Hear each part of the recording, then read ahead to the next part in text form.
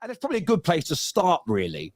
I don't want to talk about it because I'm a Man United fan, but Spurs gave us a beating in that second half, Patty. You must have been proud of your club's performance, especially after the first half where United were predominantly on top, to come back, score a couple of goals and sort of really set the Postecoglou era off with a high.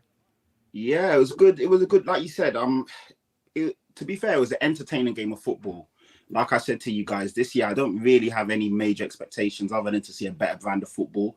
And obviously, if we can finish with our if we can finish, in the top 4, top 6, that's a positive. But my main thing was to go into the season, no expectations, and just to see a better brand of football. And already we're seeing that.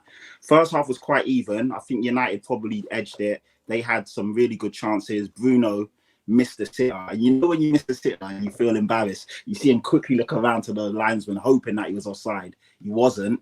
He was clear as day on the back stick. All he had to do is head that down or cross the keeper. The goal. It's a goal. Rashi looked good whenever he got the ball. He didn't really get the ball in good creating chances, but you lot had some good chances, played well. But second half, we just upped the intensity and we just came alive. You saw Basuma really grow into the game. He looked fantastic. Sarr as well looked really good. He was quite lucky in terms of where the ball bounced to get the goal. But to be fair, the finish was top notch. Put it the only place where the keeper couldn't get it. And he was just energy, dynamism, athletic, just running that midfield. Destiny Udogie, another good performance from him at left back. Mickey van der Ven, another solid performance. Romero, a lot of you guys were getting on to me last year about Romero. You could see that with a much better centre back beside him, he looks a lot better. And again, our goalkeeper, who weirdly enough was written off after one game, which was a decent debut, wasn't a stinker, wasn't a shocker. Didn't have a great game, didn't have a bad game, but on Saturday he had a really good game, and you could see him growing with confidence as well. But yeah, United will feel aggrieved. The possible penalty on Romero. Obviously, I know we always say this, it wasn't intentional, we didn't mean to do it. Most people don't mean to create a foul or, create a red card tackle or do something which gives a referee opportunity to give a yellow or a red or send it off. But by the letter of the law, his hand was out. His hand was past his body. They say if it's within the cylinder, then then they can look past it. His hand was out there. So, yeah, it wasn't given. We got away with one. But then I felt that the Son, penalty in the game before against Brentford, I thought that was soft. So it's almost like swings and roundabouts. So we got away with one there. Thankfully, you didn't get it. Because if you would have scored then, and you was probably in the ascendancy, it might have been a different story. I know it's all if much. What about the Pedro Porro thing? The consistency. McAllister got red cards for something way softer than that. If you got Bruno bleeding underneath his shin guard, what do you think happened there? The tackle. Yeah. What do you think happened there? Full force. It's called excessive force in the tackle. You completely mistimed it. Do you think it was an excessive? Are you asking the question, or do you think he did I thought it was an excessive. It was a yellow card / orange red. The problem with me is that the referee was right there, 5 yards. Didn't even give a free kick. I know, and VAR didn't look at it. This is what. Do you know what's crazy? In real time, Patty, I just thought it was one of those challenges where both players connect with the ball at the same time and it opens the knee up. That's what I thought it was. Yeah. And I kind of didn't see the replay. I don't know whether I was tweeting or writing a note down during the game because they only showed it once. It wasn't until I watched the replay in the evening. So I was like, hang on a minute. He's totally missed the ball and then studs into the shin. Exactly. So I don't think red card because it wasn't like there was no kind of stamping motion. But there was a few decisions yesterday. And do you know what it is for me? Man United caught life against Wolves, and it was a penalty. I admitted it. I think everybody barring KJ on the panel said we were lucky.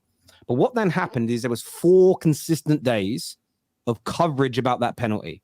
Man United having biased decisions. It was consistent. There was no talk of the 23 missed chances from Wolves that also cost them the game. It was that. And then what happens in the very next match? 2 penalties denied to Manchester United. That clear foul on Bruno Fernandes not given. And the handball is crazy to me. I've seen the handball defended today by ex-professional journalists who in the same segment have said the handball England's ladies conceded in the final against Spain was a stonewall penalty, and that was her hand down by her side, stepping across and into it. Now, stepping across and trying to block a shot with your arm in the air is not a handball. I think that all stems from that 4-day media onslaught against Manchester United, where you then start to put, maybe consciously, but most likely subconsciously, into the mind of referees to not give us decisions. And we were lucky against Wolves, but it's the lack of consistency in the reporting for me, because there is no articles today or long-standing debates about Man United being robbed. And if we'd have got that penalty before you scored, the game could have been different. And that's, for me, what I'm disappointed in. Not the result. I don't think we deserved to win in the balance of the game, and we were shocking in that second half. But the lack of consistency from the media, and we had it last year with the handball against Southampton in the box, the foul on McTominay against Crystal Palace, the foul against Rashford against Southampton at home in the same game, the 2 penalty shouts against Newcastle. They weren't given. And we had some that we didn't concede last year as well that should have been penalties. But the media's coverage of those 2 scenarios are so different. Yeah, maybe it's because it gets no clicks. It's only good when people are hating on Man United. But yeah, I'm disappointed with that. Watching it back with no emotion, no nerves, United really got screwed decision-wise at the weekend, 100% for me. Yeah, you know what? Go ahead. Sorry, I was just gonna say sorry, Mo. Yeah, I was at the stadium watching the game, so obviously you don't get to see replays, you don't even hear what's going on. And I feel that's one thing they need to do. They need to communicate better with the fans in the stadium what's happening, because you don't know what's happening when they look at VAR decisions or replays. So to be fair, I totally missed that. But looking back, when I come home, watch and analyze the game, yeah, Pedro Porro was lucky to get away with that.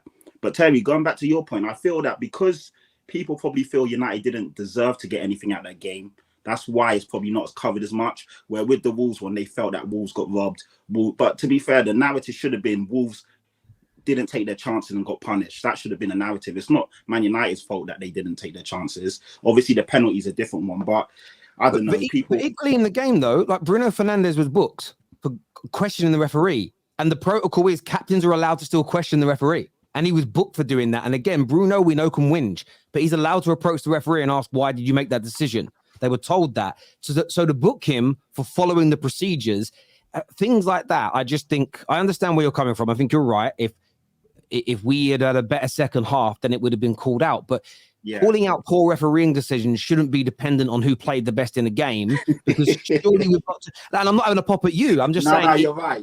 We know why it is. If Man United benefit from a decision, it's front page and back page news. Sometimes our decisions in the past that have gone our way have been discussed in Parliament. That's how big we are. If they go against us, no one cares. So I suppose there's no money to be made from caring. So we don't get the rub of the green, unfortunately. But we didn't deserve to win the game, Man United, and you deserved it in the second half. But I will call out poor decisions because that's what we do, and I think that should happen. But for the next game for Man United, Staffy, what do you want to see different? Because 2 games running, especially in that second half, that midfield got run all over, and we were exposed. What would you want to see happen? Well, it's a different type of game. Forest are coming to us. So Forest are not going to play like Spurs whatsoever. They're not as expensive. They're not as good on the ball.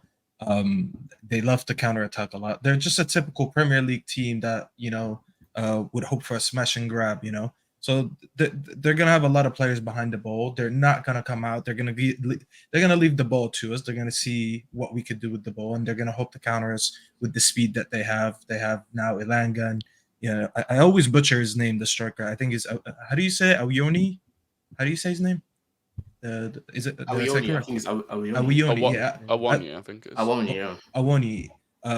I don't know. I hope he doesn't turn into prime R9 when he comes to Old Trafford, because everyone's been. I posted that on my Twitter the other day, and I was like, I was gonna beat him at Old Trafford, and I posted the hat trick that he scored. But it's gonna be a different game, and I think we should set up different. A lot of people killed me from my prediction from the last game, but not a single person has mentioned that the lineup that I wanted wasn't even the lineup that we got for the game. But going into this game, I think we need to address the issues that we don't really keep the ball. We play hot potato in the opponent's half. We rush the ball so much. Garnacho, it's just the way he plays the game on that wing, I don't think he's going to suit that low block from Forest. I think I want to see Eriksen in this team. I think I want to see Sancho in this team. These are the most two important changes that I see in the next game because I want Rashford back on the left. He's been killed in that number 9 position. He needs to go back to the position that he finds most comfortable. He doesn't like being on that graveyard shift where he just gets the ball every here and there and that's it. You know, he wants the ball. He wants to run at defenders. Sancho has no problem being that player that, you know, he's pass first before shot first. I think that will benefit Rashford a lot. Antony, there's a lot of questions about him. I don't think he will get benched for a game, but I wouldn't be surprised if he takes him out and he tries to play. He doesn't usually give Pellistri minutes, but Pellistri, in his little time that he comes on, he kind of offers something different. He's not as predictable as all our wingers. He likes to go to that byline. He creates a bit of danger. Even Patrick was talking about, I think Kenji was talking about it before the show started. He was like, that should have been a penalty. The whole idea that he even got to the byline like that is because he's different. He doesn't try to cut in like Garnacho does, Rashford does, Antony does. So he might offer something different. But the main two things for me is like I want to see Eriksen and Sancho start this game. I hear you on that. I want to ask a quick question to the panel about Rashford. I saw a tweet yesterday. I don't know who it was from. I just scrolled. It basically said, you shouldn't earn what Rashford earns or be considered a top player if you can't play multiple positions to like a top-class, world-class level. Is that... Because the reason I asked that is because there are some players in the world, Messi and Ronaldo would be two, who you look at and go, yeah, they played at least 2 positions to a world-class level. But how many players generally can play more than 1 position to a top-class level? Is that a fair statement about Rashford? No, I think, to be honest, I think it's a bit unfair to say that because, you know, it's football, innit? You get some players that are versatile and you've got some players that are just specialists in what they do. And Rashford, for me, he's a specialist left winger, you know? You put him on that left, he might not get involved in the game as much as you'd like him to, but when you're putting him in that final third, you're creating chances for him. He's going to bury them, you know, most of the time. I know he fluffs chances. I know he can be a bit sloppy on the ball, but one thing about Rashford, he's very effective. You know, and if it wasn't for him last season, listen, who knows where United would have finished, you know? Obviously, Tottenham fell off a bit. We fell off. Liverpool fell off. If it wasn't for Rashford last season, United would have been peak for them. So I think that's really unfair to say, oh, you know, Rashford shouldn't be earning that much money because he's not a versatile player. That's not what you determine paying a player that much money for. Rashford, on his day, you know, can be performing at a world-class level. The reason why I've never said he's world-class is because he's a bit inconsistent. You know, but on his day, he can turn up and get, you know, goals for you, be all over the place, be a bit of a menace up there.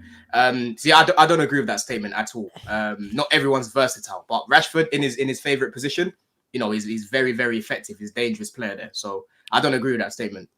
I don't think Rashford should be getting blamed either for like what is a Ten Hag decision, and not just Ten Hag's decision to play him as a 9, but Ten Hag's decision to play this system. That it's not new to Rashford or United fans or football fans that he doesn't play well at number 9. He didn't last season and he hasn't done any times he's played before that. So his new contract, the contract he's on now, wasn't to reflect the fact that he's a fantastic left winger and number 9. So I don't understand why he'd get the flack for that decision. Well, yeah, I agree. I just want to put it out there. What it's really from is there's certain Man United fans who still haven't got over the fact that Martial's finished.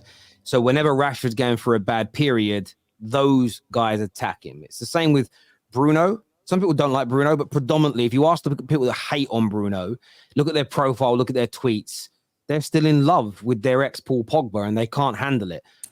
And wait, is there still a Martial fan? I thought that was done. Bro, listen, I can tell what kind of footballers a person likes by the people they hate, and not criticism, because I criticised Bruno at the weekend and Rashford. But there's a difference between criticizing them and then having the opportunity to run an agenda. Because I saw a tweet from a guy who I really respect, and this is why Sancho and Martial should be starting. We would perform better. Thinking, have you not watched the last 2 years of our club? Stating that it's a guarantee we're a better team with 2 guys that have been awful for 2 years doesn't even make sense. Other than you're desperate for your favorite players to play more than these guys. We should be criticizing Rashford's performance at the weekend.